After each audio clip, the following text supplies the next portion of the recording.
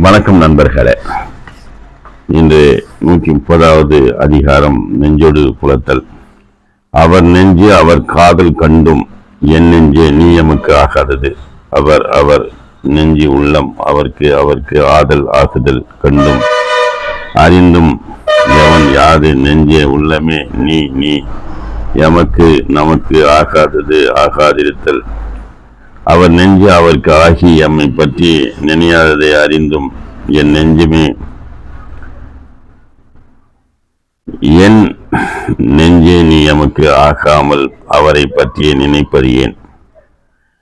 உறாதவர் கண்ட கண்ணும் அவரை செரார் என சேரிய நெஞ்சு உறாதவர் அன்பால் வந்து பொருந்தாதவர் கண்ட அறிந்த கண்ணும் இடத்தும் அவரை செரார் வெகுளார் என்று கருதி சேரி செல்லுவாய் எனது நெஞ்சு உள்ளம்.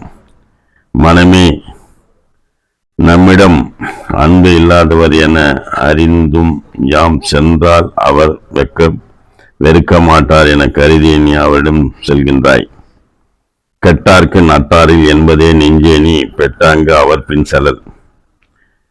கெட்டார்க்கு தன் நிலையில் குறைந்தவர்க்கு நட்டார் நண்பரில் இல்லை என்பதே நினைப்பதனாலேயோ நெஞ்சே உள்ளமே நீ பெற்று விரும்பிய அங்கு போல அவர் பின்னால் செல்லுதல். உலகத்தில் கெட்டவர்க்கு நண்பர்கள் இல்லை என்பதனாலேயோ நெஞ்சே நீ என்னிடம் நிற்காமல் உன் விருப்பப்படி அவர் பின் செல்கின்றாய்.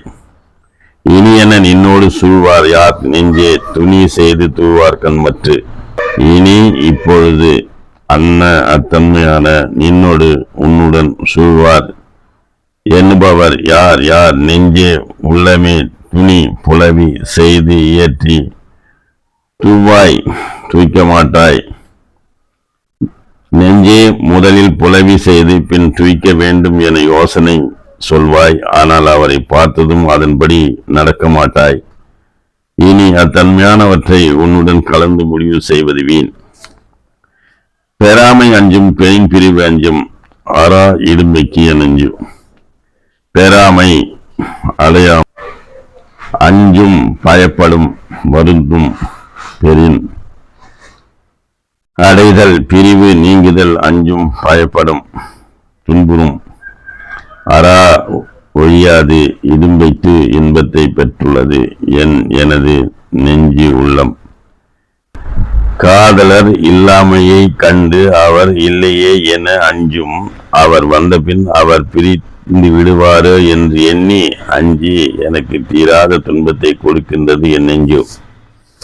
தனியே இருந்து நினைத்த கால் என்னை திணியே இருந்தது என் நெஞ்சு. தனியாக இருந்து கொண்டு நினைத்த கால் எண்ணிய போது என்னை திணிய தின்னதற்கு பொருட்டு இருந்தது என் நெஞ்சு உள்ளம்.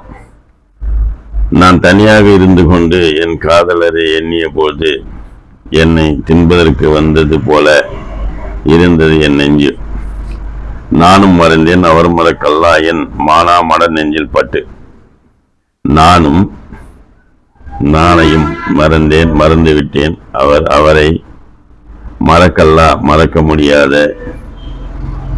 எனது மானா மாட்சிமை இல்லாத மட அறியாமை மிகுந்த நெஞ்சில் உள்ளத்தில் கூட்டுப்பட்டு அவரை மறக்க இயலாத எனது மனைமாட்சி இல்லாத அறியாமை மிகுந்த நெஞ்சத்தினால் பெண்மைக்குரிய எனது நாணத்தையும் மறந்துவிட்டேன்.